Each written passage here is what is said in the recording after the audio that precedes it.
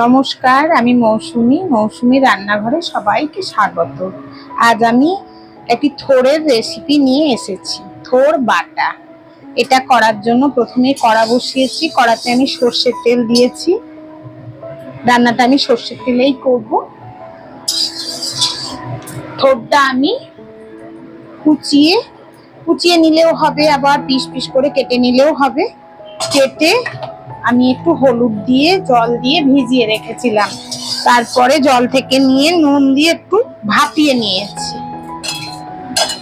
আর নারকেল কুড়িয়ে নিয়েছি, আর সাদা সর্ষে আর কালো সর্ষে সম পরিমাণে নিয়ে তার সাথে একটু রসুন দিয়েছি এবং একটা কাঁচা লঙ্কা দিয়েছি। ঝালটা আমরা একটু কম খাই, তাই দিয়ে আমি আলাদাভাবে ওটা বেটে নিয়েছি। এটা হলো নারকেল সর্ষে বাটা, দু রকমের সর্ষে, কালো সর্ষে আর সাদা সর্ষে, আর লঙ্কাটা আমি এর সঙ্গে একবারে বেটে রেখেছি। আর এটা হচ্ছে থোড়টাকে আমি ভালো করে মিক্সিতে পেস্ট করে নিয়েছি। এবার কড়াতে সর্ষের তেল দিয়েছি। তেলটা গরম হলেই আমি কালো জিরে কাঁচা লঙ্কা ফোড়ন দেব। খুব সুন্দর লাগবে খেতে। এখন তো শীতকাল, এখন গরম ভাতে মেখে খেতে অপূর্ব লাগবে। আপনারা সবাই একবার হলেও আমার কথা রাখতে করে খাবেন। বাজারে তো থোড় সবসময়ই পাওয়া যায়। আমি এখন কালো জিরে দিলাম, তেলটা গরম হয়ে গেছে, খুব ভালো লাগবে। আর কাঁচা লঙ্কা আরেকটা ফোড়ন দিলাম। গ্যাসটা একটু কমিয়ে দিয়েছি। একটু তেল লাগবে বেশি, বাটা টাটা খেতে গেলে একটু লাগে,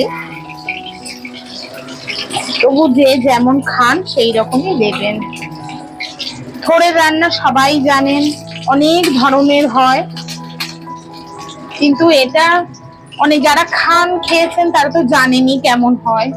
যারা খাননি কোনোদিনও তারাও কিন্তু অবশ্যই ট্রাই করবেন।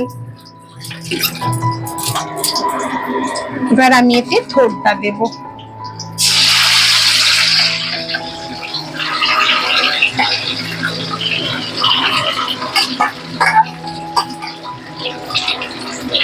খুব সুন্দর পেস্ট হয়ে গেছে। বেশি কিছু ঝামেলা নেই, কিচ্ছু নেই, বেশি কিছু উপকরণও লাগে না, কিন্তু খেতে অসাধারণ লাগে। সব সময় একই রকম সবজি দিয়ে কত কি আর রান্না করা যায় বলুন? মাঝে মধ্যে এই টুকটাক রান্নাগুলো কিন্তু খেতে খুব ভালো লাগে। আমি এতে এবার এই সর্ষে বাটা নারকেল বাটাটা দিয়ে দিলাম একসঙ্গে।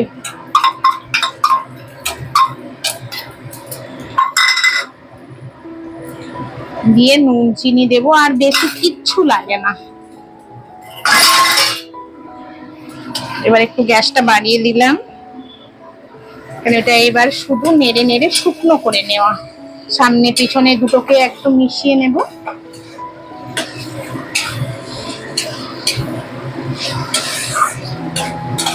ভালো করে,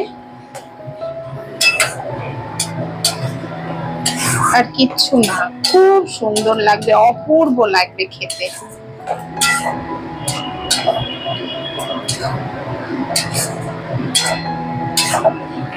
কিছু না, শুধু এবারে গ্যাসটা একটু বাড়িয়ে দেব, কেন থোড়ের তো জল আছে অনেকটা।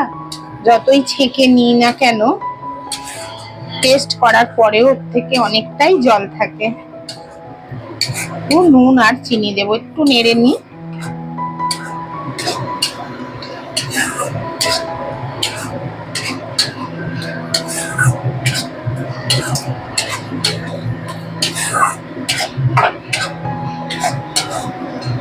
আমি এখন একটু নুন চিনি দেব।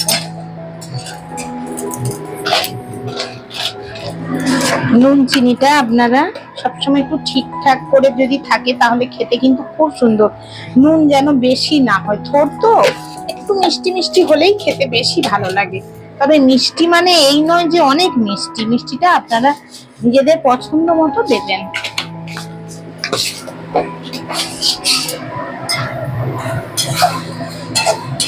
আমার বাড়িতে তো সবার এত ভালো লেগেছে, আমি কদিন আগে করেছিলাম, ছেলে মেয়েরা পর্যন্ত একবারে চেটে খেয়েছে। ওরা তো সাধারণত সবকিছু খায় না। এইভাবে আমি এখন কিছুক্ষণ এইভাবে নাড়বো, নেড়ে নেড়ে একদম শুকনো করবো।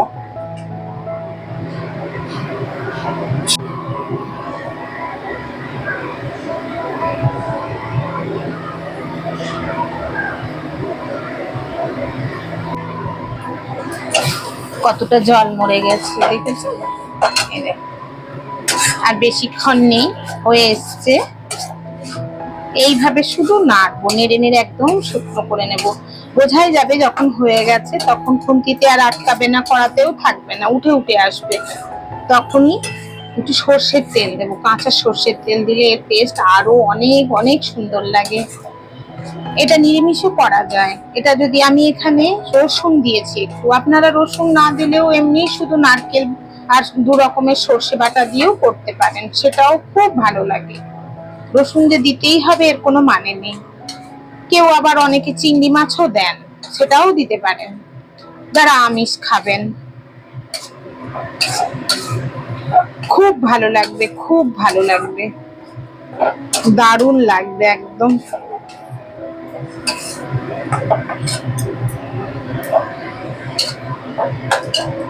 একটু গ্যাসটা বাড়িয়ে দিই।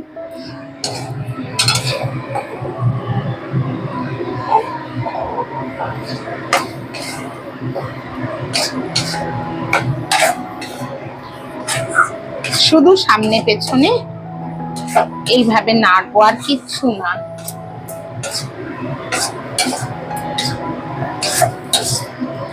কত তাড়াতাড়ি হয়ে গেল, অথচ কত সুন্দর একটা ফল।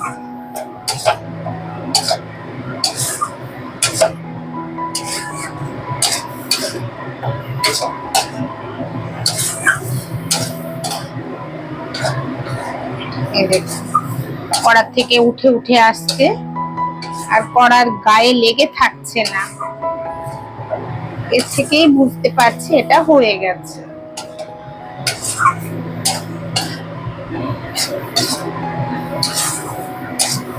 দেখুন খুব সুন্দর। এইবারে আমি একটু সর্ষের তেল দেবো এতে। গ্যাসটা কমিয়ে দিয়েছি একেবারে। একটু সর্ষের তেল ওপরে দিয়ে এটা দেবেন, কিন্তু খুব বেশি দিতে হবে না।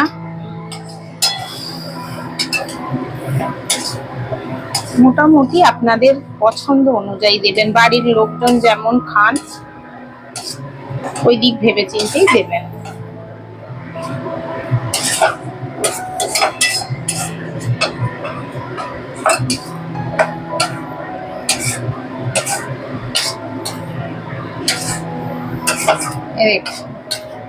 হয়ে গেল, আমি এবার এটা ঢাকা দিয়ে রেখে দেব, গ্যাসটা বন্ধ করে।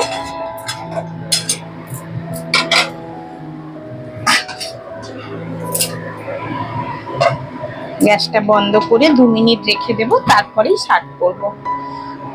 আপনারা আমাকে আগের ভিডিওতে অনেক অনেক ভালোবাসা দিয়েছেন, আমি সবার কাছে কৃতজ্ঞ। আপনারা সবাই ভালো থাকুন, সুস্থ থাকুন, আমি এই কামনা করি। আজকে আমার থোরবাটা এখানেই হয়ে গেল। আসি তাহলে, নমস্কার।